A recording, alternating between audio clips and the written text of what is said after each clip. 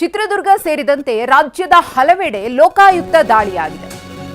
ಚಿತ್ರದುರ್ಗದಲ್ಲಿ ಆರ್ಎಫ್ಒ ದುಗ್ಗಪ್ಪ ಮನೆ ಮೇಲೆ ದಾಳಿ,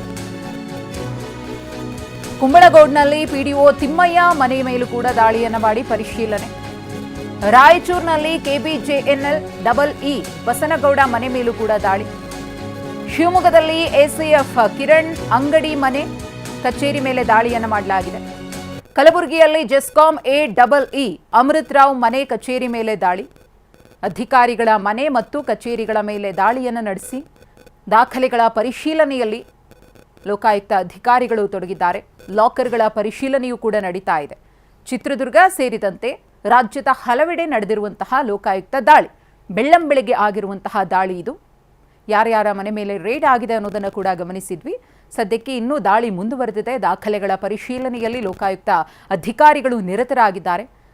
ಈಗ ಯಾರ ಮೇಲೆ ದಾಳಿಯಾಗಿದೆಯೋ ಅವರುಗಳ ವಿರುದ್ಧ ಒಂದಷ್ಟು ಆರೋಪಗಳು ಕೇಳಿಬಂದಿರುತ್ತೆ. ಆರೋಪಗಳ ಹಿನ್ನೆಲೆಯಲ್ಲೇ ಲೋಕಾಯುಕ್ತ ಅಧಿಕಾರಿಗಳಿಂದ ಈ ದಾಳಿಯಾಗಿರುತ್ತೆ.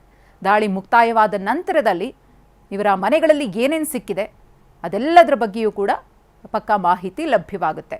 ಚಿತ್ರದುರ್ಗದಲ್ಲಿ ಆರ್ಎಫ್ಒ ದುಗ್ಗಪ್ಪ, ಕುಂಬಳಗೋಡ್ನಲ್ಲಿ ಪಿಡಿಒ ತಿಮ್ಮಯ್ಯ, ರಾಯಚೂರಿನಲ್ಲಿ ಕೆಬಿಜೆಎನ್ಎಲ್ ಇ ಬಸನಗೌಡ, ಶಿವಮೊಗ್ಗದಲ್ಲಿ ಎಸಿಎಫ್ ಕಿರಣ್ ಅಂಗಡಿ, ಕಲಬುರಗಿಯಲ್ಲಿ ಜೆಸ್ಕಾಂ ಇ ಅಮೃತ್ ರಾವ್ ಲೋಕಾಯುಕ್ತ ಅಧಿಕಾರಿಗಳಿಂದ ದಾಳಿಗೆ ಒಳಗಾಗಿದ್ದಾರೆ.